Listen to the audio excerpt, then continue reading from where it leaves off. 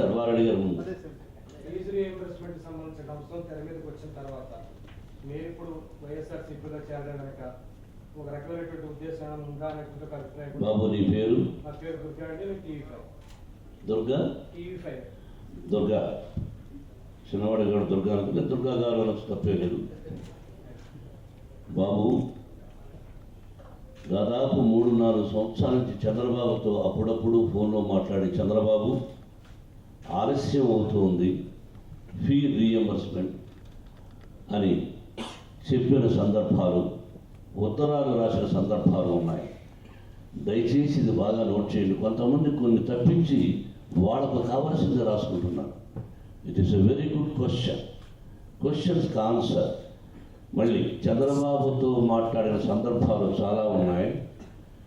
నేను దాదాపు 30-40 సంవత్సరాల నుంచి చంద్రబాబుని ఏకీభవిస్తూ ఉంటాను. అతన్ని అగౌరవపరచాలని లేదు. ఉన్న బంధుత్వంతో స్నేహితులతో అలా పిలుస్తున్నాను తప్ప ఇంకోటి కాదు. ఆ కుర్చీలో ఎవరైనా we must give respect. I give respect always Chandrababu. చెప్పాను ఫోన్లో, సరే అన్నా అంటూ ఉన్నారు.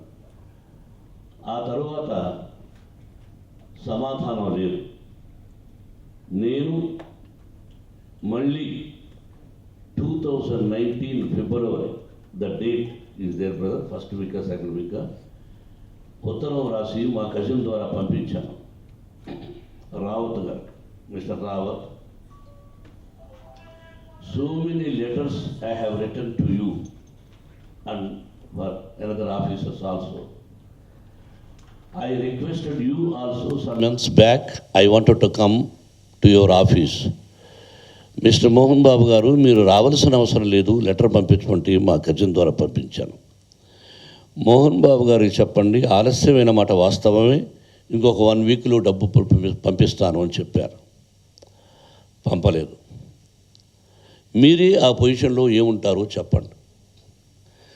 చంద్రబాబు నోటి నుంచి విద్యాలయాలు గొప్పవి అన్నాడు, ఏఏసీ టీం వచ్చి గొప్పవి అన్నారు, యూజీసీ వాళ్ళు వచ్చి గొప్పవి అన్నారు, గ్రేడ్లు ఇస్తూ ఉంటారు. మనది అటానమస్.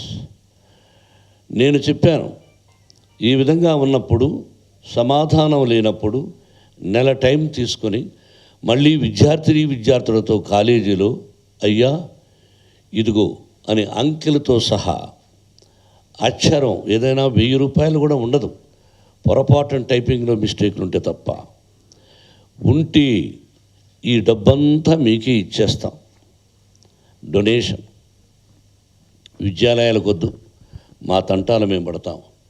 ఫీ రీఎంబర్స్మెంట్ ఇవ్వాలి అనుకున్నప్పుడు మీరు ఇవ్వాలి, కానీ అనుకున్న టైంలో ఇవ్వాలి. నువ్వు ముఖ్యమంత్రి అయిన తరువాత 3 మాసాలకు ఒకసారి ఇస్తానన్నావు. ఆ తర్వాత పాంప్లెట్స్ వేశారు, ఇదిగో మొదటి విడత, 2వ విడత, 3వ విడత అని. ఇక అవన్నీ మీరు అడుగుతారని క్వశ్చన్ తెలియక తీసుకురారా, మీరు కనుక్కోండి, ఉంటుంది మార్కెట్లో.